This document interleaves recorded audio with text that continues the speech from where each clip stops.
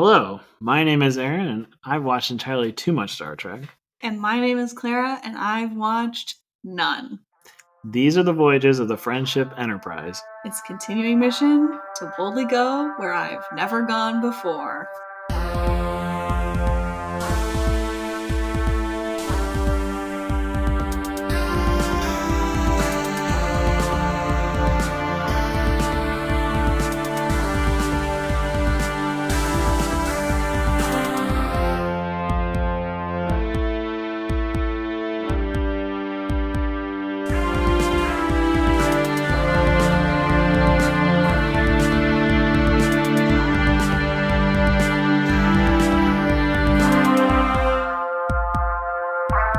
Weird stuff. Well, it's true.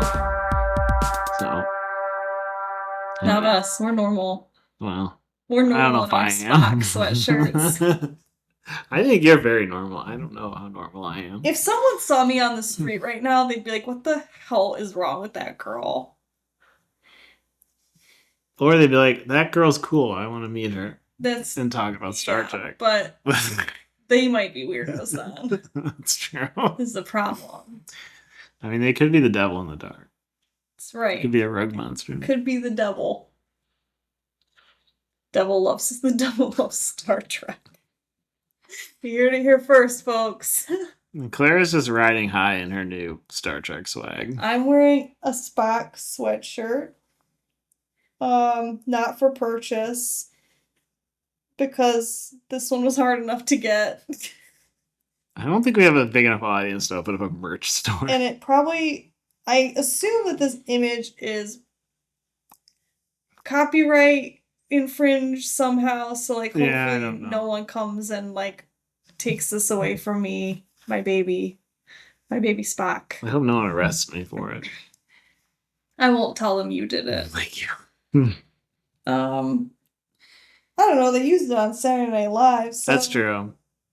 it must be free. I think if we mass produced and sold them, it would be a problem. This was a gift. It was a gift. So, I'm keeping it. Copyright be damned. Anyway, if anyone's ever seen the Saturday Night Live episode with Melissa McCarthy where she tastes salad dressings, she is wearing a sweatshirt with an image of Spock's face on it. I said to Aaron that sweatshirt was the most incredible piece of clothing I'd ever seen, and Aaron reproduced it for me for Christmas. It's really special to me, and I'm going to wear it every day, no matter the occasion. Weddings, funerals. Yeah, when I die, events. please wear that at my funeral. You know. Sure. Bar mitzvahs, bat mitzvahs. Wear it to the beach. Yeah, first communions, baptisms. Yeah, that's definitely beachwear. Pool parties. The crew neck sweatshirt. It's definitely beachwear. Formal events that I attend so many of. I'm wearing this sweatshirt. And Aaron and I were saying, you all, sweet dear listeners, can't see me. Mm-hmm. Audio medium, yeah. Yeah, and maybe we'll never see me, and that's fine. But the thing you should know about me is the things I like are plastered all over my body. Covered in tattoos. Yeah. On my clothes. So, like, I like Star Trek, so I have a sweatshirt with Spock's face on it. I like Loons. I have 2 shirts with Loons all over them. I like Pride and Prejudice. I'm currently wearing a hat that says Obstinate Headstrong Girl. Oh, I thought that was just... It confuses my mother because she sees me wearing these things and goes, what does that mean? What's that about? I don't get it. What do you think she'll think of your Spock sweatshirt? She'll probably love my Spock sweatshirt, actually. She'll think it's really funny. Okay. I think she'll be like, why do you have that? But well, that's just a reasonable question. I didn't purchase it for myself. I think if I purchased it for myself, she would be like, why would you buy that? Yeah. But I think she'll think it's funny because she likes Star Trek. And it is funny. Yeah, it's objectively funny. It's objectively so fucking funny. and it's all mine, and no one else has one except someone in the Saturday Right, Night yeah. Live wardrobe Prop. Yeah, I was department. gonna say the prop department. Someone walked home with that for sure. Yeah, absolutely. But that's fine. Oh, I'm going to New York City in February. Maybe I'll wear this There you around go. and see if I get scouted for Saturday Night Live. Do you want that? No, Saturday Night Live's It's not funny. not funny. No. R.I.P. to Saturday Night Live. But it's Wednesday Night Live here. It's Wednesday Night Live here. I would venture to say that the 2 episodes of Star Trek that we watched for this episode were much better than Saturday Night Live. That's a low bar. It's a low bar to clear. I said much better. Oh, you did say so. That's true. It's such a low bar that the Devil in the Dark monster could slither over it. Loved this episode. Thank you very much. Aaron, do you care to just kind of start us off, and then I can talk about how much I love this episode? All right, so Devil in the Dark. This is season 1, episode 25, production number 26, and it aired on March 9th, 1967.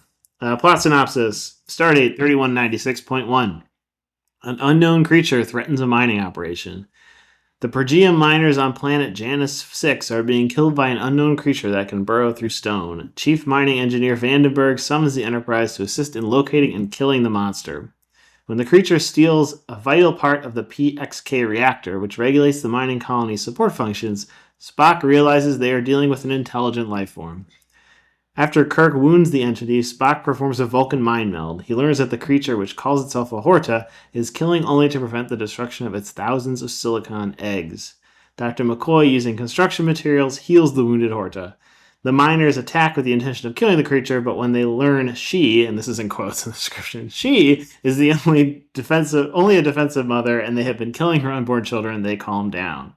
Vandenberg and his people agree to form a symbiotic relationship with the Horta. The freshly hatched children will dig the Pergeum, while the miners will sit back and become rich. So everyone ends up happy. Yeah, sounds like really symbiotic. Oh, I mean, the Horta doesn't need money. If you look like that, you don't need money. It's true when you're that beautiful. When you're that beautiful. So yeah, base reaction.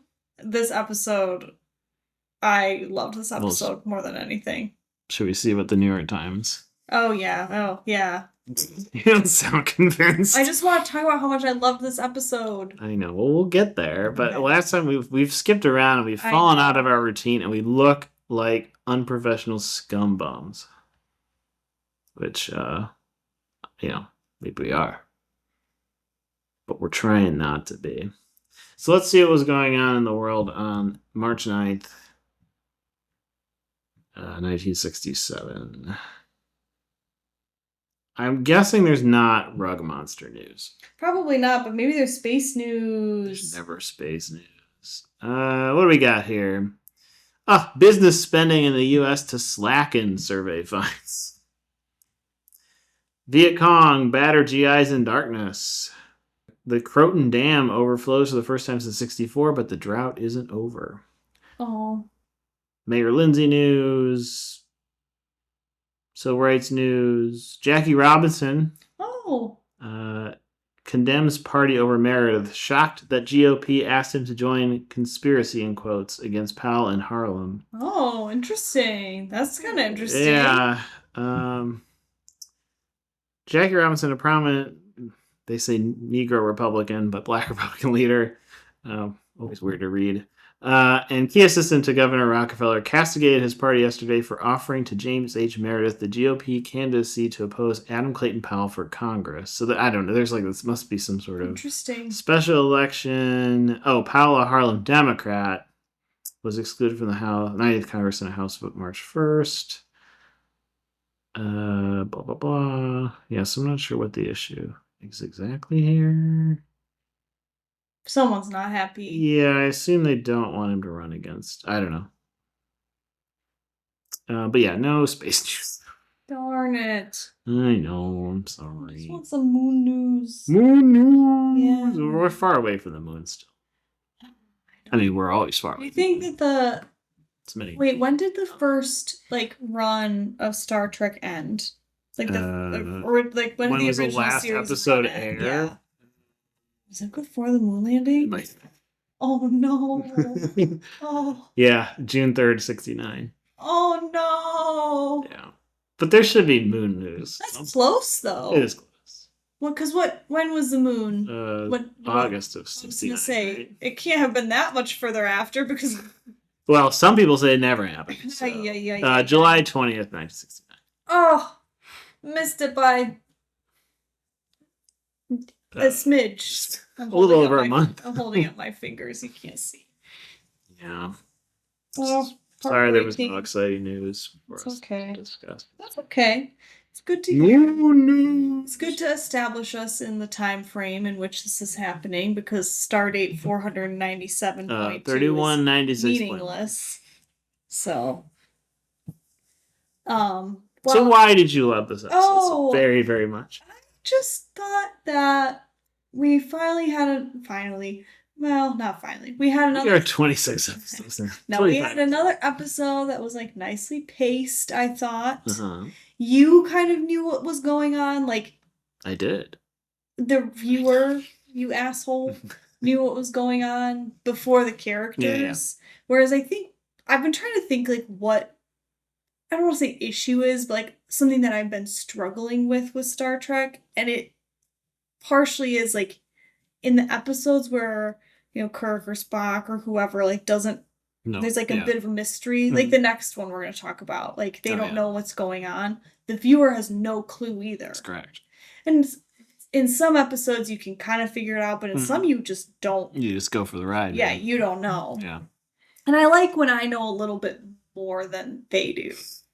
You like to feel superior. No, I just don't like when the whole episode I'm like, what the fuck is going on? Like, where is this going? You know, and then it's resolved in the last 5 minutes. So I liked this one because I think it did a nice job of like, as soon as you saw that round thing in the like mining captain, what's his name's office. The ball of silicon. You were like, oh, that's obviously an egg. Like you knew. Yeah, I thought it was a breast implant. They were mining for them. I believe those are silicone, not silicon. I thought this was the planet where all the Kardashians got their oh my gosh. butt implants. Silicone is like soft and squishy. Silicon is hard and rocky. Yeah. I know. You're saying, well, like silicone people are just putting... I don't know what they put in there. Oh my gosh. They don't look natural, that's all. Well, certainly they don't look natural, but they also don't look like someone just put like a full rock in their breast. Anyway. Yes, right. The egg. We know. Yeah, like, immediately you're like, oh, that's an egg. Yeah, like you 100%. Know what's going on. And well, they're trying to figure it out, and there's something kind of fun about that to me, and I like that a little bit better than just being in the dark the whole time. Which would have been appropriate for this episode. Yes, The Devil in the Dark. And it's like a little sneaky name because it's The Devil in the Dark, and then it's not. It's true. Man was the devil in the dark all along. Yes, it's the nice thing in the dark. No lie. Syntax is a struggle. Syntax is hard when you're a rock monster. Sorry, rock monster. Yeah, I liked this episode for, like, yeah, the pacing, the feel of it, kind of not just being lost with Kirk and company the whole time. Yeah. I liked seeing Spock mind meld with this rock. Can we talk more about that? Yeah. Like, what is... He's mind melded before, but it's never been quite like this. No. In what way is it different? Well, he's like feeling a lot of pain. Emotions. Yeah. Yeah. He's sad. Why do I feel like I'm in school? You're supposed to be teaching me. This is the Socratic method. I don't like it. I took ancient Greek philosophy. I didn't like it. Yeah, it's different than we've seen in the past because, right, he's communicating with a thing that's like not humanoid. And it appears that the thing is also learning from him in the process of eye melding, right? Because it, I guess, learns how to say no, kill I. No, kill I. Which it cars on the rock with its acid. Is mind melding now? Is this a shift in Vulcan mind melding? Is it always like this going forward, or are they like it's this intense because this creature is not. Yeah. Does what I say Yeah. make sense? This is more intense than we'll see, I think, elsewhere, yeah. Maybe because of the creature, maybe because they just decided that they didn't want it to be that intense all the time. I also like this episode because it's the first one with a little zaddy for me. Aaron's got all these hotties in every single episode, and I think this is one of the first episodes without like a female I don't tag know, the along. rug monster. The rock Wow. monster. Okay. Was it? I think it might be. It is. I mean, there's briefly shown in the background a few women characters. Yeah, but I guess nobody really has the speaking part. Yeah, and like there's no kind of main female character for Kirk to no. play around with or I don't know, be present. So that's kind of refreshing. They didn't want to steal the spotlight from the Horta. Oh, yeah. The true lady of the episode. She is a lady. She's a mother. She's a mother. She's a strong mama, just trying to protect all her babies. So yeah, this is the first episode without like a. So who's your zaddy? He's the head of the like Vandenberg or Vandenberg? No. It's the the security guy. Yeah. Lieutenant Vinci or whatever. I forget what his name is. I think it's Giotto, yeah. He's got like Security Chief Giotto or Giotto, yeah. Barry Russo, who I don't know. I know he's been in other Star Trek stuff, but I don't know. Yeah, can you tell me anything else about the like Vandenberg? Who's he? Yeah, I mean it's a bunch of like TV people. Okay. I mean I swear to God, everybody on here's been on Gunsmoke at some point. I think he was as well. But I think most of these people are TV folks. I don't think any of these. I didn't recognize any of them for like movies. Okay. Like one of the guys was from On Outer Limits, Bewitched, I Dream of Jeannie, and Lost in Space. Gilligan's Island, he played a gorilla. Wow. Yeah, what a role. What a high billing. Yeah, so that is. The guy who's in the Horta costume. He played a gorilla. He's like the guy. So he's like the guy who does all that stuff. I was to say he's like who's the guy who is in like all of Guillermo del Toro's movies, and he just is like does he's all the like creature stuff. He does all like he's the eye hands in Pan's Labyrinth. He's the actual like guy in like the aqua monster in The Shape of Water. I forget what his name is. Yeah, I don't know. I can picture him, but Yeah. anyway. So a lot of TV folks. Sure. Yeah, nobody crazy. Okay. We don't have any. Jill Ireland's in this one. Fair. This is another Gene Coon episode, though. Mm-hmm. What do you like about this episode? If you like this episode, because it's cheesy and I like it. Yeah, I like a cheesy B movie monster, and the Horta is a cheesy B movie monster. Yeah, can we try to like describe the Horta for our audience? It looks like a piece of lasagna that you've forgotten in the back of the fridge. That's actually a really good description. For like a couple months. Yeah, and it's like molding. Yeah. Because it's a mix of like brown, which I guess is supposed to be rocks, and then like orange and yellow, which I guess is supposed to be like lava. Or is it all supposed to be rock? I don't know. They describe him or her as being like similar to fibrous asbestos, which is very funny. Yeah. But she also has like tendrils. Yeah, there's like little hairy tendrils on, I guess, around the edge of the bottom. Yeah. Is that right? Yeah. She kind of scuttles. Yeah, she definitely scuttles. She moves fast. She moves fast. They determine that. She bores through rock very, very quickly. Yeah, lasagna that you left in the back of the fridge is probably a good description. Or like a rock. Go out in the woods and find like, not even a rock, but like a tree stump that's got like lichen and mushrooms and mold and like all kinds of shit growing on it. That's kind of what it looks like. Yeah, it doesn't look like a rock. It doesn't look like a rock. But that's okay. But you know what? I like this. I like that they are kind of trying to conceptualize a creature that is not carbon-based. Yeah. Right? Like this to me is very cool. And yes, the episode is cheesy, and I really like it. But like this is actually an interesting thing to me. Like the actual conceit of the episode. You mean? Yeah, that they're like, what about a creature that is totally different from right? Yeah. Yeah. Because now you think alien, okay, sure, Right. I but mean, usually they look like humanoids. they either look like humanoids or they're like sort of similar, right, to something we have a frame of reference for. But like a rock creature, we wouldn't. Yeah. There's actually in Starfinder, which is, for those of you listening who don't know, I feel like the Venn diagram is probably a circle, but just in case, Starfinder is the space version of Pathfinder. Pathfinder is the Paizo version of Dungeons and Dragons. Yeah. At some point, kind of in Dungeons and Dragons history, Pathfinder spun off because they wanted to keep the rules of like 5e or something. Yeah. Dungeons and Dragons is moving on to 6e, and so basically, anyway, it's Dungeons and Dragons in space. Starfinder, and there is like a creature in Starfinder. What's it called? The rock lobster. No, I forget what it's called, but there's a. Hold on, there is a silicon rock monster. The Quarlu?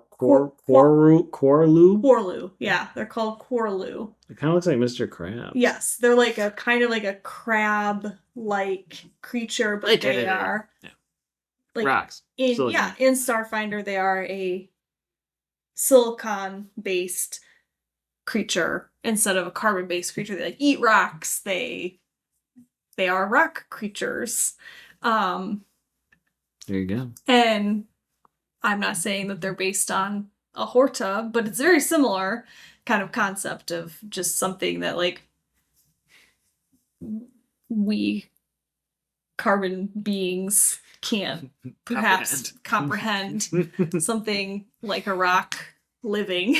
Being alive, yeah. It breathes. It like quivers. It does. Yeah. When Spock's they're holding the piece of it that they find. Yeah. Left behind.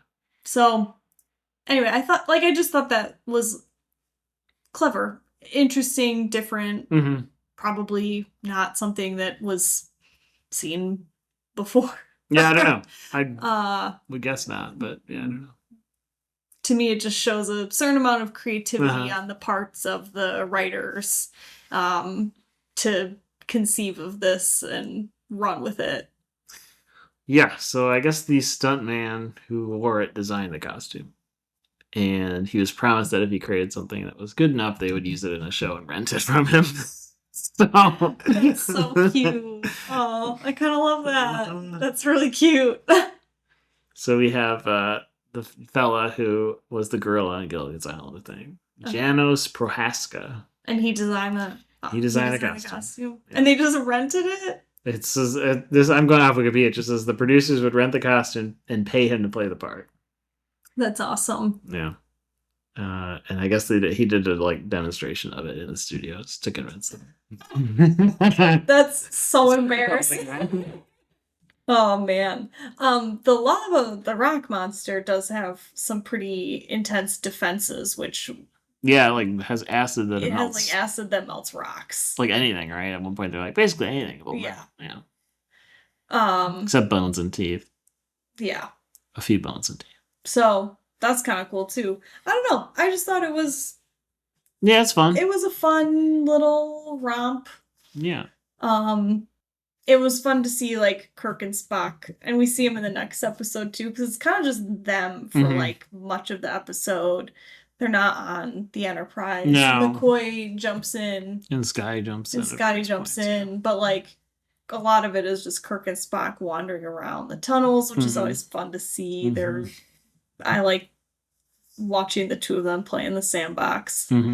So they could have used some actual sand in this one. Yeah. For the set. They could have. Instead, they just used asbestos. Well, it matched the creature. I have a few things in this episode that I was obsessed with. Obviously, the Horta. Yeah, how could you not be? So cute. And I also love that. That is like a trope that I am But the I monster's always cute. love is like this thing that you think is a monster. Oh yeah, right. Is A, not a monster, and B, like somehow inexplicably so cute. This is like you and your Godzilla thing. I love Godzilla. This is a thing. The Godzilla one I understand a bit more than this one. Godzilla is so cute.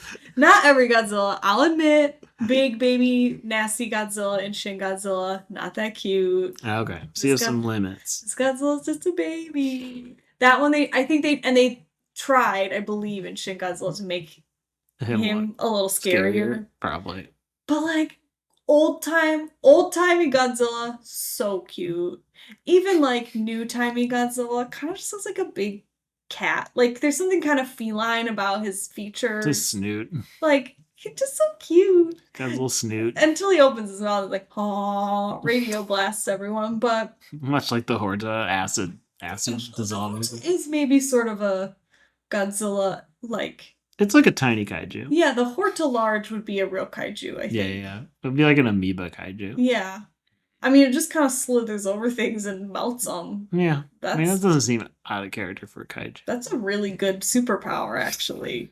It's just like a destructive slug. Yeah. Oh, yeah. The Horta is kind of a rock slug. A little bit. Like a rock. It skitters more, though, than us. That's true, but that's mostly because there's a man in there. Skittering, I guess, on all fours. Like, I have to be, right? Yeah, because he's really low. There's no way he's crouching. No, he's like very short. But yeah, I'm obsessed with Godzilla, and this probably does speak to why I think the Horta is kind of cute in the end. But like, how am I not supposed to think it's cute when it acids into the rock no kill eye? Are you kidding me? Like, first of all, this is adorable. Second of all, it's so funny. I'm trying to picture them writing like this. This happening, and someone writing down like "no kill me," right. And then someone coming in and being like, "No, it's gotta be I." Yeah. It doesn't understand grammar well from the one. As if "no kill me" is better grammar. Yeah, I know. No kill I. Didn't even say please. I'm obsessed with Scotty, or not Scotty. I'm obsessed with McCoy patching up the Horta, which I think you are as well. He just like slaps cement. Like cement and plaster on. It's like future cement, but its butt and is like, it's healed, Jim. I fixed it. He's so proud of his song. What does he say? He has a really good line that I forget now. After he's fixed it? Yeah. Something about... Yeah, I can't remember. He's just very proud that he did it. And he has to like argue with the guys to get them to send down the stuff he's asking for. Yes. Because they're like, why is the doctor asking for like space concrete? He gotta fix the Horta. I know, because the Horta's got this like white spot on its butt. Yeah. Shock. Because at the very beginning of the episode, when they still think it's dangerous, they shoot it with their phasers. Yeah, poor thing. And it skitters back into a hole. McCoy is up to his elbows in... Yes. Yeah, he's up to his elbows in concrete. He looks like he's just birthed a concrete baby, really. Yeah. And he says, "By golly, Jim, I'm beginning to think I can cure a rainy day." Aww. So... Did you save that quote? No, I sent you a gif of it. And I found the gif. Of him with his little hands. So, yeah, I love that. It's been a while since I watched this episode, and I didn't have time to rewatch. So I'm sure there are some details that I'm missing. Just a fun route. But it is one of those things that always strikes me like, I feel like Spock could have figured out that they were eggs. Do you think that? I think, yeah. Do you think he does know? I think he thinks they might be, but he's not sure. Doesn't she doesn't say anything. Yeah. Because, like, I'm not smart, and I figured out they were eggs. Spock is smarter than me. That's why he's got a sweatshirt. It's true. Nobody's putting me on their sweatshirts. That'd be a little weird. Would you want someone to do? I mean, depending on the person, I think it'd be really funny. I think if we had sweatshirts with each other, it would be funny. Oh my god. I think if my dog had a little Yeah, shirt I was gonna with say my if face Hazel on it, it had, would or be like a really bandana funny. with you and Joe's face on it. Yeah. But she's, as we know, is famously a nudist. Famously, my dog is a nudist. She hates wearing clothes. She's like the rock monster in some ways. Yes, no kill eye. And loves round things. That's true. Uh-huh. Her eggs, we call them. But yeah, so it's been a while, so I feel like I'm forgetting some pertinent details, but I mean, it's a pretty straightforward episode. Like, you know, there's a monster, there's a misunderstanding about said monster. Kirk and Spock figure it out and then have to stop the other humans from. do we think killing there's it. like a message of environmentalism here? No. I feel like the last couple episodes we've been like, oh wow, this is like, you know, Yeah. a reaction to like hippie culture or cults or whatever. I feel like this episode, while wonderful, is like maybe feels less intellectually informed than some of the predecessors. I mean, I don't know. I mean, maybe if I thought about it longer, I could come up with something. But yeah, I mean, there's kind of a vague environmentalist angle to it when Spock's like, but even then, he's just like, it's important to science that we don't kill it. It's not like, right. We must like preserve this thing for, you know, and they could have gone harder, like, I guess, sort of indicting this mining culture that is like, well, we gotta keep mining. And they're all like wise guys from Jersey. There's a rock monster down here, Vandenberg. Don't leave me down here by myself. Oh my gosh. You'll be all right. I think it's just the one guy at the I know, he's very talks like that. They're killing people down here. Don't leave me down here. Gabagool. Oh my gosh. The gabagool's gonna come out of the dock. The monster looks like a big calzone. That's been rotting in the sun for a month and a half. Yeah, I mean, they solve it all very nicely above at the end where everybody's happy. Right. You know, they can still mine all their precious minerals and they metals. Can make all their money. And the little creatures can happily dig around, which I guess is what they love to do. I think they just like to dig. Yeah, they like to dig. No kill eye, me dig. No kill eye, me dig. Which honestly sounds like a Bob Marley lyric. Please don't. Stop right there. I cannot allow you to go any further. Or we have to cancel the podcast. Technical difficulties. The Horta sings a song set to No Woman, No Cry. No Horta, no die. Oh my gosh. That would be very good. Yeah, they like to dig so that it just, it ties itself up very nicely. You know, they could have, I think, like been a little harsher. Yeah, on the miners. Right. Yeah, I feel like if this is like a next gen episode, at the end they wouldn't have mined anymore. Like that would have been the end of it. You know?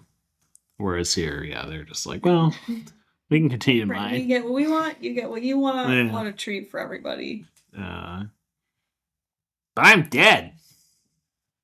Yeah, the one guy does die. The guy from Jersey died. Yeah, quite a few died. It's just like 50 at one point or something. Yeah, they just get acided. And I don't know. Just like flops on them. I forget. Well, how does it do? I mean, like, how does it literally just like falls on top of them?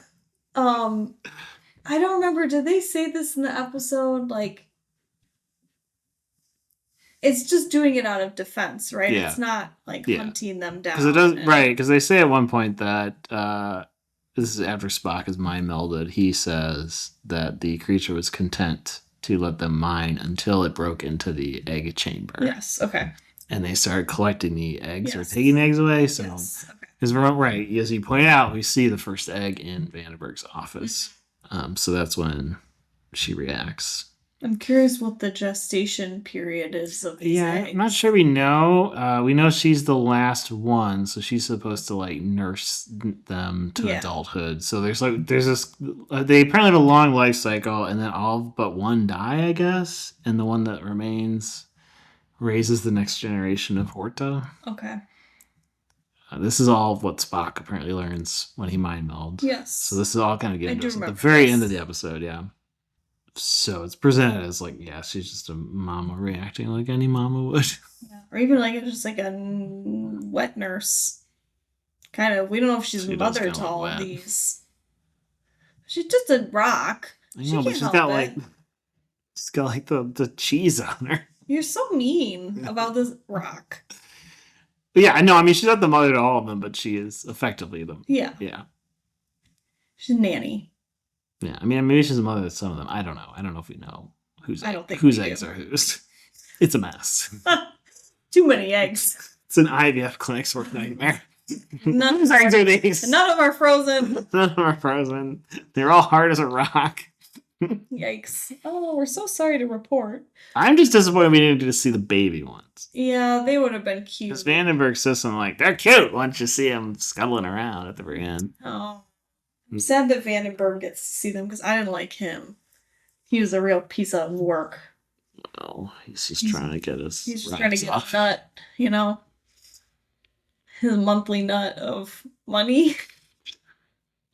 Is that a phrase? Referring to like your nut? Yeah, it's like money. Okay. Yeah, that is like a thing. Okay. I'm not talking about masturbating I wasn't saying that. or like fucking. No. Gross. I'm talking about earning your little bit of money. Your clams. Yeah. Yep. As it were. Yeah. Yep. Uh, Anyway, I have nothing else to say. I don't either. like this episode a It's lot. fun. It's fun. It felt like a nice break from the last couple, which which are more thinky. are a little more thinky, and Yes. I found a few of them kind of boring, and this one was just like fun and kept me engaged, and yeah. There's a rug monster. I'll make you a sweatshirt with the Horta on it. I want one that just says no kill eye. I said I'm gonna get a tattoo. No kill eye. No kill eye. What's our next episode? Well, did you want to hear any fun facts? Oh, I didn't know you had any fun facts. I have a few, but not a ton. Okay, that's okay. I want to hear 'em. Teach me. So this is the first appearance of Dr. McCoy's famous catchphrase, "I'm a doctor, not a Oh, bank." okay. In Okay. this one, it's "I'm a doctor, not a bricklayer." Sure. So this will come up again and again now, Okay. much like his hatred of the transporter. And William Shatner says this is his favorite episode of the series. His father died during its filming, but Shatner insisted on going through a production and felt closer to the cast and crew for helping him through the difficult time. Wow, that's very special. So there you go. And apparently the series finale of Kolchak the Night Stalker takes his plot directly from this episode. Excuse me? You don't know about Kolchak the Night Stalker? No, what is that? 2 seasons. I don't even know if it's 2 seasons. It might just be 1 year. It's basically like a cult show that was influential on the X-Files. Okay. So like it's basically this reporter who tracks down and investigates different supernatural things. Okay. It started off as a novel, I think, but yeah. So What fun facts? yeah, he's an investigative reporter, and he investigates bizarre or supernatural activities. Okay. He would often try to obtain proof of them, which does not go well in the end. Of course, naturally. Yeah. So, but yeah. So they apparently borrowed heavily from this episode. Everybody loves it. It sounds like I'm in good company. Yeah. You and Business Insider, which ranked it as the 4th best episode of the original series. Oh. Incredible. Uh-huh. I feel very justified now. There's also a Horta device for mining, which is named because of this show. No way! An underground geographic positioning technology utilized in the mining industry and being considered for extraterrestrial space mining applications. Utilizes a gyroscope and accelerometer together called an inertial navigation system, or INS, to aid in 3D position determination. Some Canadian company came up with it in the 90s. That's so fun. So, there you go. Okay, that's all the fun facts I have. Those are... You seem suitably pleased with them. I was very pleased. Hmm? I like them all. You're always kind of like, I have fun facts. I don't know they're good. I don't know. Sometimes I can't tell what people are gonna love or not. Aaron. Me no smart. No smart eye. Yikes. No smart eye. I think I have to take over. Let's see. No, Aaron Horta, no kill eye. all he can say is no smart eye, no kill eye. It's true. He's so tired. I'm so tired. I need an Errand of Mercy. Me Which tired. thankfully. So tired eye. So tired. The Klingons won't stop making noise. They Oh, invaded my they're just planet. clinging. And I just want to be peaceful and wear my little terry cloth onesie. Or onesie nightie. Yeah. My Yeah. velour nightie. We're going to talk about those. Yes. Tell me about this episode. The Errand of Mercy. Yep. So this is another Gene L. Kuhn written episode. Okay. This is production code 26, episode 26. Okay. It came out March 23rd, 1967. Stardate 3198.4. Kirk and Spock battle Klingons to free Organia. As hostilities between the United Federation of Planets and the Klingon Empire reach their peak, the Enterprise is dispatched to the strategically located planet Organia. The Organian Council of Elders, 5 smiling elderly men, seem strangely unconcerned about the prospect of war centering about their planet. Klingon Commander Kor leads an occupation force in an invasion of Organia. Kirk and Spock go undercover, disguised as 2 traitors, but are betrayed by the Council and condemned to death. That's the Klingon. Yeah, they're betrayed by the Council to the Klingons. Yeah. The Organians rescue them very easily. As the moment of all-out war approaches, the Organians reveal themselves as omnipotent beings of pure energy. Using their mental abilities, they neutralize all weapons. Kirk realizes with horror that part of him had been anticipating the hostilities. He is also relieved to know that from now on, the Organians will be watching to see that things do not get out of hand. Okay. Great. Yep. Shall we see if there was perhaps a creature of pure energy in the New York Times on this date? There probably was. I bet there was. 1967. I mean, it shares in the news. I I would was just consider about to that consider a creature of pure energy. We are creatures of pure energy in 1967. Vietnam news. B-52s in Thailand to raid Vietnam. Peace talks. Only way to bring peace is to break North Vietnamese will and spirit. Yay. Yeah, seems bad. 900 of foe killed in a day. Westmoreland hails GI. So back to our last episode, I think, where we talked about the importance of body counts in the... remember it was the computer war? Was that... It was the last before? episode. Yeah, that was before Rock Monster. Yeah. Yep. Big NATO spy ring reported broken. Ooh.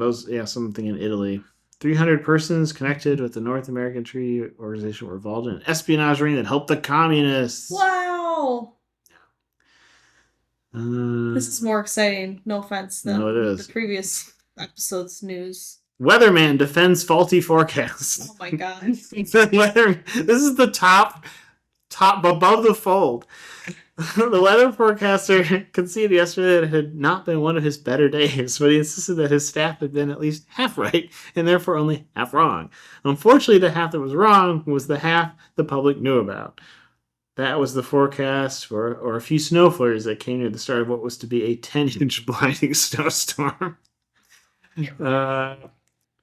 As the second day of spring snowfall fluttered past the Bureau's picture window in the RCA building, a staff member recalled this bit of poetry titled The Weatherman's Lament. Here in life's great December, there in the main are our regrets. When we are right, no one remembers. When we are wrong, no one forgets. And well, it goes on to I'm not going to page 38, but that's the news dragging him. There's 2 articles about this weather system. I thought you meant about this weather. No, but he was his is the center top of the fold. They're like, let's just drag this motherfucker. But yeah, that's pretty much it. Okay. I mean, Vietnam news certainly seems pertinent. To this one? Yeah. Probably. What are your thoughts about this episode? I feel like I came in so hot with the last one. So hot. Just like the Rock Monster's acid. That's true. So tell me what you think of Errand of Mercy. Tell me what I should know about this episode, because this is, if else I'm wrong, this is the first time we meet the Klingons. It is the first time we meet the Klingons. Tell me about the Klingons. What do you want to know about the Klingons? I want to know what their vibe, what their deal is. Okay, well, we're early on. Yeah. So the Klingons are kind of gradually expanded throughout the... Okay. Not the series, but like the franchise. Do you think that when they first introduced the Klingons, Yes. they knew that they were going to be... Probably not. Okay. I mean, maybe. I don't know. Recurring, you mean? Yeah. Maybe.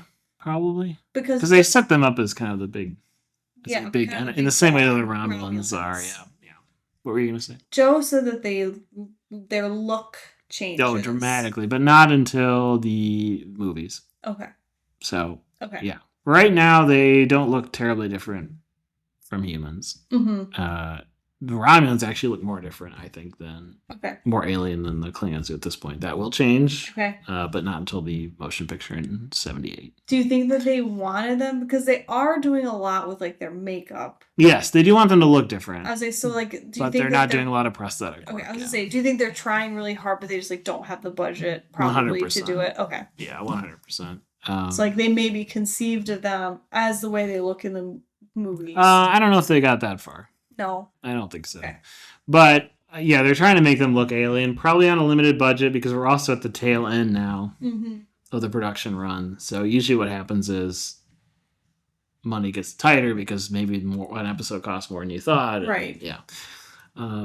So, right, in this one, it's mostly just, like, they do, like, bronzer, basically, heavy bronzer. I mean, this guy has a ton of makeup on. And then facial hair is, like, the other sort of... And eyebrows, I guess. They do, like, crazy eyebrows. But, yeah, like, they're kind of Genghis Khan looking. Hey, Aaron. Yeah.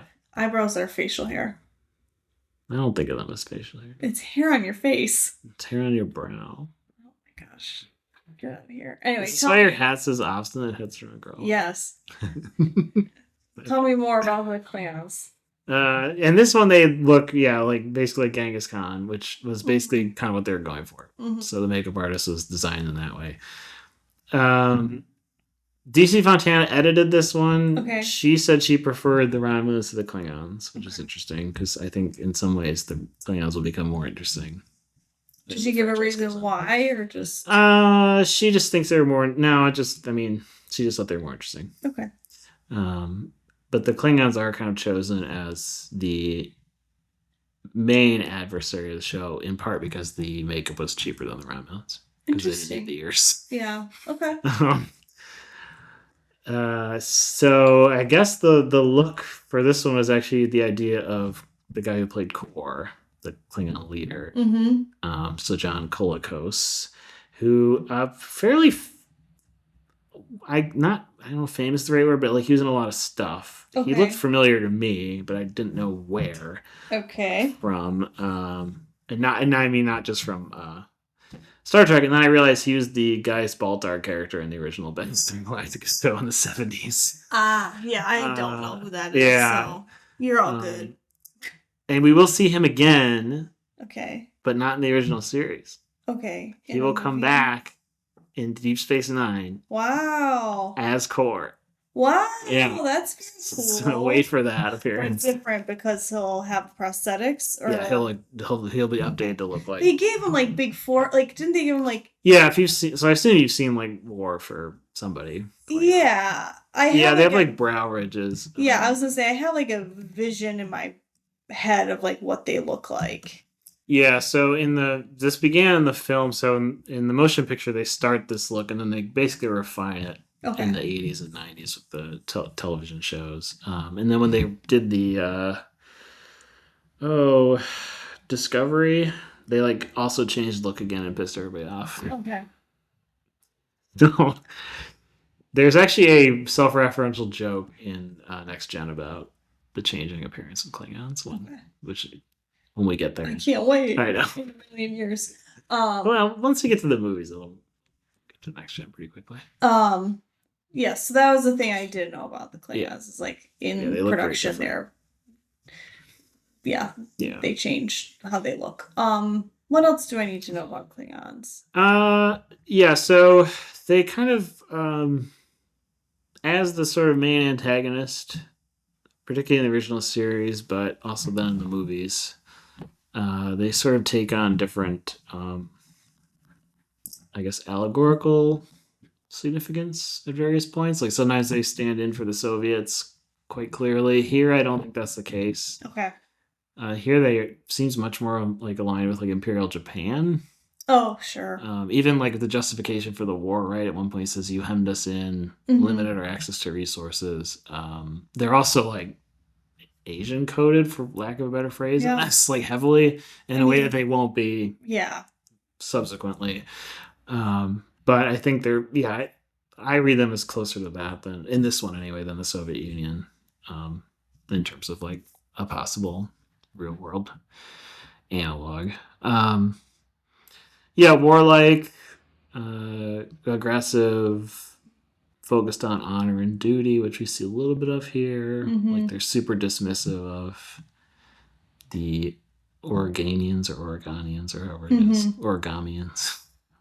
No, I think that's because they're like seen as pushovers, and of course Kirk kind of comes to see them this way too. But so yeah, right now we don't know a ton. We will know a lot more, but again, it won't be. They don't really flesh out the Klingons until the 90s TV shows heavily anyway. Because they really just kind of drop you into like. Yeah, we're supposed to know that. I guess there's been there's peace talks are broken down. I think is how the episode starts. Yeah. So, yeah, I feel like some of the novelizations and stuff. It's clear that they've been a long time adversary prior to this. Kind of like the Romulans too. Yeah, although I think we're supposed to think that they know more about the Klingons than the Romulans. Because remember, the Romulans are like they don't even know what they look like. Yeah. Whereas here we don't get that same degree of like lack of knowledge, right? Right, because the Romulans, it's just like we don't. Yeah, we don't even know what they look like. We just know they're out there, and like, we don't mess with you. With them like 2 centuries before or something. And you don't mess with us, and we don't mess with you. And they don't know much about each other. Right. Whereas here, it seems like they're fairly well known. Like Kor knows who Kirk is. Right. Once he is told who he is. But I guess what I mean more is like they're still just sort of like we're just sort of, I guess, expected to just be like, okay, there's this conflict. With the there's episode, not right. Yeah. With the Romulans, sort of the same thing. Like you get maybe a little background throughout the episode, but there's nothing to really like establish firmly what has been, I guess, what I would describe as like a long history of hostilities. Yeah, I mean, it sounds like there's been a long war, and that there's been some sort of like blockading and attempt to limit their expansion of the galaxy. Yeah, because they're referred to as being a dictatorship and an empire in a couple places. So yeah, that's why I think, like I said, I think it's less Soviet Union in this one and more like Imperial Japan. Okay. With the Second World War period. Yeah. See the Klingon warbirds for the first time. Very fun. What? Their ships. Oh, very briefly. I was gonna say hardly. Yeah, I know. But sure. Yeah. Will we see more of that? Oh yeah, especially later on. Okay. Yeah. They're fun. The Klingons become more interesting as the show's going. Oh, that's fair. The Romulans always remain a little more mysterious. Okay. Which do you prefer? I mean, I think ultimately the Klingons are more interesting just because there's more that's done with them.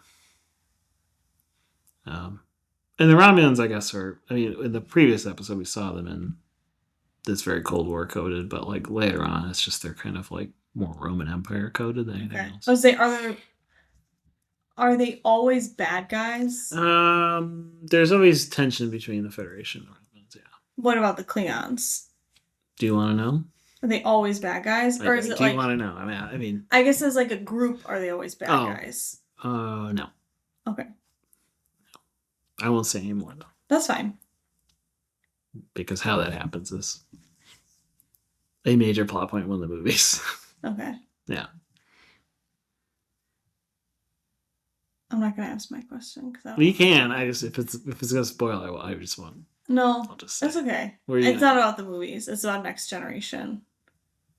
They still have the mustaches, yes. They still have Okay. mustache. No, what were you gonna ask? Go ahead. Is there a guy in Next Yes. Generation who's a Correct. Klingon who like is Yes. on? Yeah, yeah, He's raised by humans, so there's a whole yeah. Okay. backstory to that. Yeah, so he's I don't want to say any more about it. Total idiot. No, I don't want to spoil it. I just don't want to spoil it. I'm just for like you, but picturing yes. because like right, I can Yeah, picture he's the on the cast. bridge. Yeah. I can picture the cast of Next Generation, Mhm. and like I could picture him, and I'm Mr. like Worf, that. yeah, played by the great Michael Dorn. Yeah. Yeah. Okay. Mhm. Okay. He's also in Deep Space Nine. So Okay. he's actually, I think he's the actor with the most screen appearances for the franchise. Okay. Very cool. He must be by a considerable margin. Yeah. So what do we think of this episode? I like it a lot. I think it's I like what it does, which is it forces the viewer to, I think, change their view over the course of the episode. I'm reminded a little bit of something like Melville's Benito Sereno, where you're like put in a particular mindset just to have that mindset changed or exposed as being flawed in some way. And I like that here they're, both the Klingons and the humans are taught a lesson, for lack of a better word. In this one, there is a similar... What's interesting is there's a similar episode of Doctor Who, old Doctor Who, that would have been around the same time, actually. Okay. Let me look when that one came out. So this is the second Doctor, 68, so a year later, which I think it's this episode. Yeah, so there's an episode where like basically this planet of pacifists get invaded by these robots. Okay. And what's interesting about that one is like it's very much dismissive of the pacifists in a way that this episode starts off being, right? Yeah. Like Kirk is very much like, I don't want to die for you losers. Right. Man up and like fight for your planet, basically. It was interesting about the Doctor Who one is like basically like they never get to that point. It's just sort of like, look at these dumb pacifists. And they're like they're kind of dressed the same, like the men are in like these nighty kind of get ups. I know, but it's like it's feminizing, right? I mean, that's kind of what's happening. Yeah. Here there's something interesting with it going on. In the Doctor Who episode, it's very much just like, look at these freaks. It's kind of a mean-spirited episode. Yeah. Or series of episodes, I should say. In this episode, they're like, at the end, you find out that this guy's been wearing a robe and sandals the whole been, time. Like, looking that way to, like, I don't know, non-threatening. Jesus. Or just to be non-threatening, right? To, like, he presents a form to these people that they'll recognize. Yeah. Which is kind of like, basically like a Ren fair. Yes. Yeah, kind of. But right, at the end, like, they're shown to be actually they're the wise ones. The wise ones, right. And you learn something interesting about... I like this episode for the character development. Like, we learn a lot about Kirk in this episode and, like, his prejudices, right? His stubbornnesses. He's an obstinate, headstrong girl. Maybe that's why you don't like him. He's holds a mirror up. Holds a mirror up to me. Oh, Jesus. Oh, yikes. His prejudices, his stubbornness, and his own kind of like attitudes towards war. Yes. This is the first episode where he calls himself a soldier, which I think is it's unusual. Yeah, because, it's unusual. We talked about this, like the Federation isn't really like a military. Right. Although what's interesting, right, is like, Clara at one point says he has a lot of respect for Starfleet. Yes. Which is coming from this super militaristic guy. But, so like it doesn't it muddies the waters and because like they're engaging with the Klingons and part of the plot is like they have to wait for more Starfleet ships to show up before they can engage. And so like these are battleships. Yeah, they're warships, and like but we haven't really seen them not that much. I'm not gonna say I'm not gonna say not to this degree, I guess, right? Like, we see it in the balance of power. Or terror. Balance of terror. That's probably the most yeah. And like they fire their like they'll fire the phasers and stuff, but not in the capacity of like this is a hostile we're going to war engagement with many enemies. It's usually just like one random enemy and they have to defend themselves or whatever. I think the kind of natural comparison for this episode is the oh my gosh, when he fights the Gorn. The arena. Yeah. Because again, you have these kind of omnipotent beings who are sort of controlling things and setting things up how they want and like making some sort of judgment on these Gene Coon episodes, lesser, creatures. But at the end of the Gorn episode, Kirk is kind of absolved of all. You know, I mean, McCoy has that throwaway line about how like maybe it was just defending itself kind of thing. Yes, but right, you're right. That there's not a real change. What is that creature at the end? I can't remember the guy's name. The ones who engineered this whole encounter. Yeah. Right, they're like, oh well, you won, and you like good job, whatever. You can go home now, or basically, like the conflict's over. Right? Yeah, like it's the sort of old thing about let the generals fight, right? It's like we'll have two people fight, right? And Kirk can feel pretty good about himself at the end. Like he learns something, but he like feels good about himself at the end of this one. I think looking at this episode where it's kind of similar, he's sort of locked in this, battle, so to speak. Yeah, it's this Klingon general. Obviously it's not physical, but it's like a kind of mental and wits. Maneuvering, posturing that they're doing, whatever.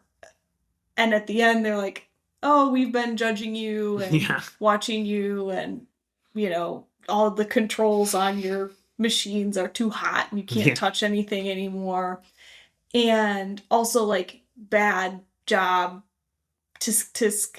And then Kirk feels like bad about himself. Like he realizes something bad about himself in a way that I don't think he does at the end of the Gorn episode, which is kind of a similar, it's doing a kind of similar thing where just not going as far. Yeah. Yeah. Mm-hmm. So I thought that was interesting that, he discovers something about himself that he doesn't like, and we learn something interesting about him. He is very like warlike. He's motivated by hatred, right? He hates the Klingons, and that's kind of it. Yeah. I mean, Spock kind of does too. I was gonna say Spock is not totally that much different. No, they get up to some shenanigans. A little bit of light terrorism. Light explosion, like light explosives, but I liked this episode. Again, you knew something was up, and you didn't know what it was the whole time. You're like, what the heck Organians or whatever. Yeah, it's like, but I just love when Kor gets mad at them for smiling all the time. He does hate it. Why are you all smiling? I love the costuming in this episode. Yeah, it's great. I am obsessed with the Organians, like the main guy. What's his? Does he have? It's some crazy name. I want to say it starts with an A. Aelborn, yeah, Aelborn. I'm obsessed with his like caftan and sandals. And then when they give Kirk and Spock these like leggings and like tunics. Yeah, they're like. And Spock has like a cape with a scarf. Yeah, it's or a cloak or something. Yeah, it's like it goes over half his torso basically. Yeah. But they also are given these like fur boot things, but like leg warmers. But I was gonna say they are leg warmers because they're still wearing their Starfleet boots. Oh yeah, they are. Like they're still wearing their little high heels. They are the same shoes. Yes, and they have these just like fur leg warmers, which is really good. And there's this one point where Kirk like uses the rope belt of his tunic to like garrote some guy, and then he puts. I know he puts it on. Well, he doesn't kill him with it. No, but he is. Yeah. Yeah. Did you like the multicolored goats? Did you see the multicolored goats in one shot? Yes. Yeah. When tie-dye goats, yes. So even the goats get a good drip on this one. So I thought that was one of my obsessions in this episode was the clothing. I thought it was really great. It was so charming. I like the Klingons' look. Their sparkly pants. Yeah, their sparkly pants. I like Kor's goatee. Oh, his like crazy goatee that's like it's like open in the middle. I was gonna say yeah. it's kind of I don't like even know how to it's describe not even it. a goatee. It's like a extra big soul patch, and then it's parted down the middle and then like slicked to the sides. I mean, it's really gross. It's really funny. You love it. Yeah, I said it's really gross, but it's really funny. But yeah, I thought this was a good episode, and like it's a thinker without being too thinky. Right? Like a person who is not sitting down like us and thinking about these episodes and saying, "Oh, is this, you know, I don't know, influenced by something currently happening in the world in 1967?" I think anyone could watch this and be like, it's interesting. You know, you talked about Kirk holding a mirror up to me. Well, I think really, right, the mirror is Core holding a mirror up to Kirk, and him realizing he's more of a like warlike creature than he realized. He 100%. wanted war in a way that he did not know he did. We love a good war, don't we? Yes, men love war. Some women do too. Boudica. War is Joan of Arc. That's yes, but God called her to do it.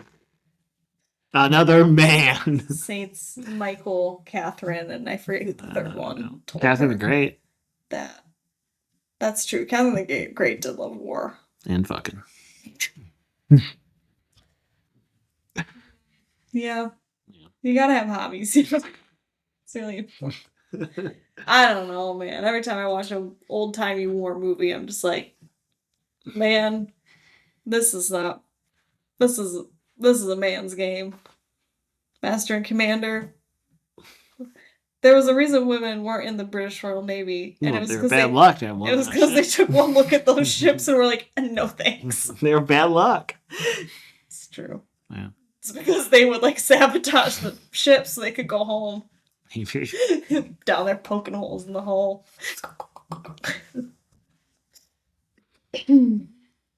Anyway, what do you like about this episode? I mean, all the same things you've talked about. Yeah. Yeah. I just feel like I've been babbling about it. I thought the performances are good. The performances were good. I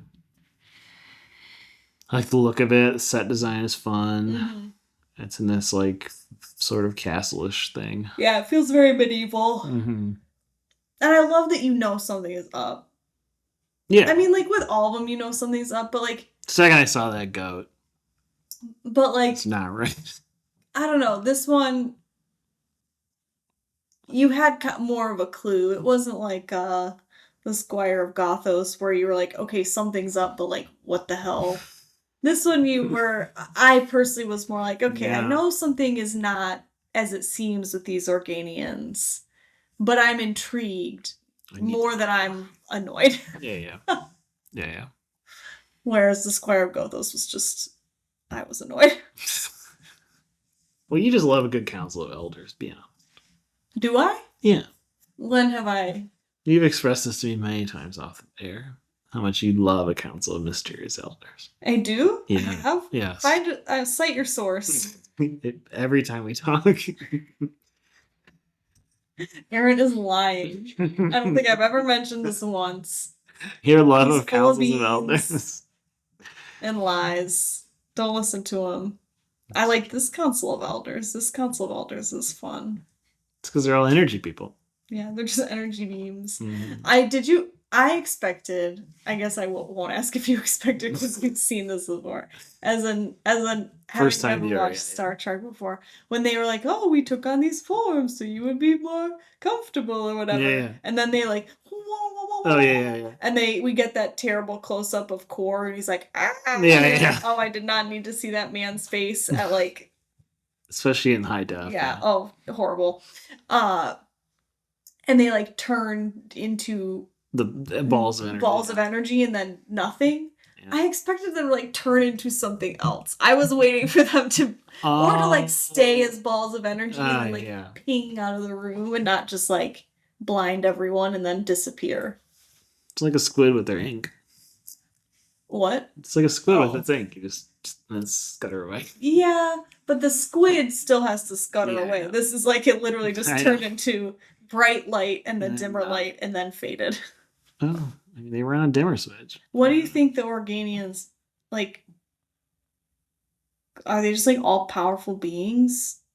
I think they've transcended, like the physical world, right? Isn't that the suggestion? Yeah, I guess so. How do you think they're related to the ones? Do you think they know about the all-powerful beings in the Gorn episode? I don't know.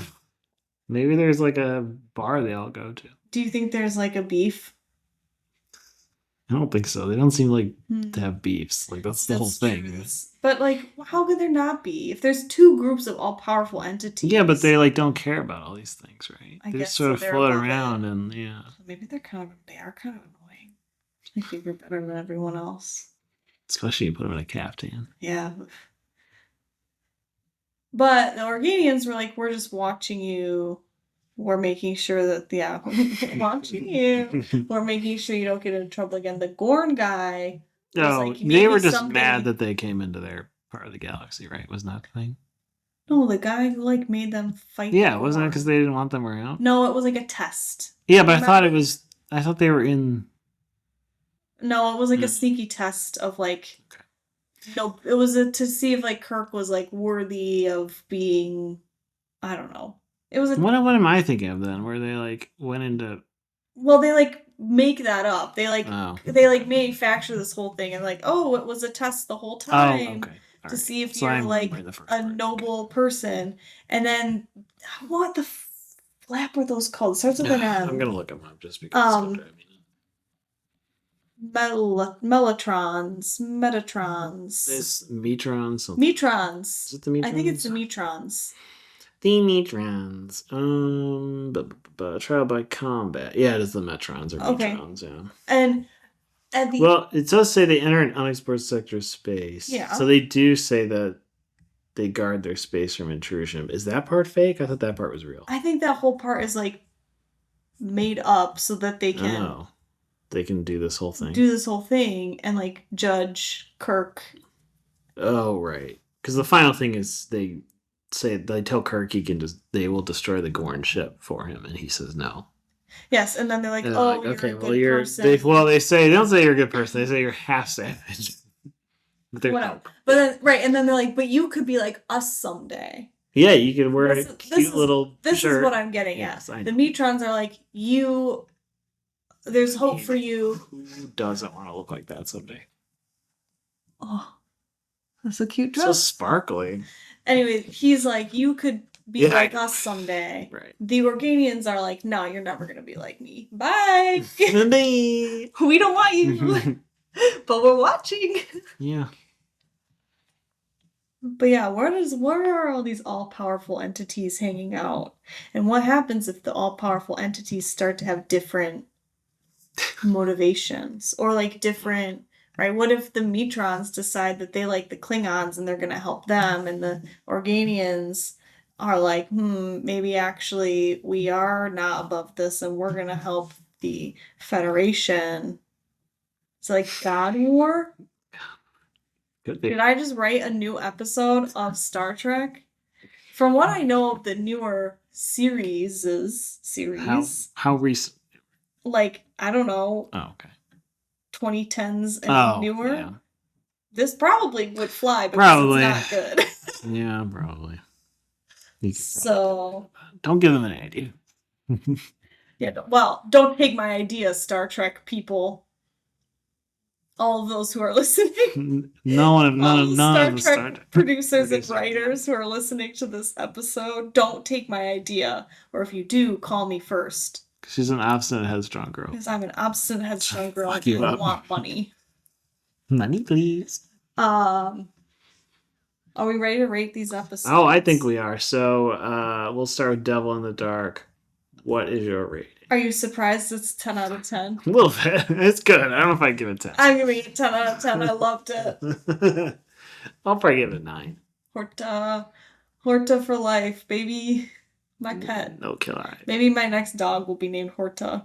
Aww. You gotta get like a one of those Like a long-haired little- dogs. Yeah. Yeah, like a long-haired, short-legged dog Yeah. that kind of scuttles. And name it Horta. And every year at Halloween, it'll wear a little sign that says "No kill eye." No killer. Okay. No Horta, no cry. Good job. Okay. Errand of Mercy. Maybe like a 7 out of 10. I'll give it an 8. Okay. I like it. I like it. There were some parts that just felt a little slow. Yeah. I'll admit I did watch it while I was sick, so maybe I feel a little. That's right. You were very ill. I was very ill. I am no longer ill. I was worried the pod would not continue. Oh. It's okay. Even though you're such an opposite headstrong girl. Yeah, well, sometimes you can't. There's not. You There's some obstinate things you your can't way through. obstinate your way through, and a tummy bug is one of those things. It's really hard to be obstinate when Now you know there's how the stuff Horta coming felt. out of you. You know. Now you know how the Horta felt. Yeah. Scuttling around wounded in tunnels. Yeah. I guess I know a little bit. A little bit. Yeah. You can identify with it. I won't give any more details about my illness, but there are some And your time in the egg similarities. chamber. Yeah. I think we're making it sound like maybe my illness was due to like a pregnancy. Oh, no, It's not. No, you're just sick. I was just sick. Just plain old sick. Just Nothing plain to old do with ill. eggs or like No. anything Or like carpet that. monsters. Or But yeah, I did watch this when I was a little bit sick, so Errand of Mercy, there were some parts where I was maybe a little out of it, but yeah, you could have used an all-powerful being. I should have rewatched. That's my bad. Sorry, listeners. It's okay. But 7 out of 10, still pretty solid. Yeah. No hate. No notes. Okay, good. Is that all? I think so. Is that all We we are got? cruising close to the end of season 1 here. Oh, wow. We have the alternative factor, and Yep. the city on the edge of City on the foreverness. Edge of Forever. City on the edge of forever is one of the big ones. Okay. And then Operation Annihilate is the first episode of, or last episode, I'm sorry, of the season, I think. Okay. Yeah. So we have 3 more episodes to go Okay. before we hit season 2. Can't wait. I know. I'm excited. You should be. I said I am. So You better be. thank God. Also, be ready for a Joan Collins guest appearance. Wow. Wait, who's that? You know who Joan Collins is? You'll recognize her.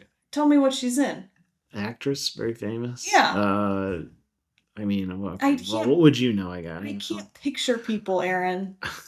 You like assume I know I don't about know. a lot of movie things. I'm just gonna look her up. Yeah, look her up. I think you'll recognize her when you see her. Maybe. I don't know. She's in a lot of stuff. Joan Collins. Her name sounds familiar. Oh, I yeah. just.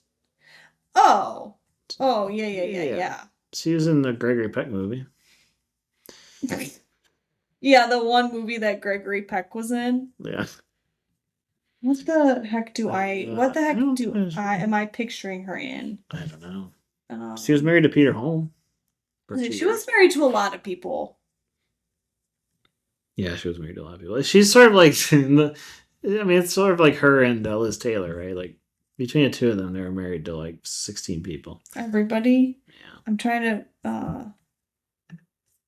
The Gregory Peck movie, by the way, is The Bravados. I don't think I've seen that one. Oh. If I have, it was a long time ago on TV.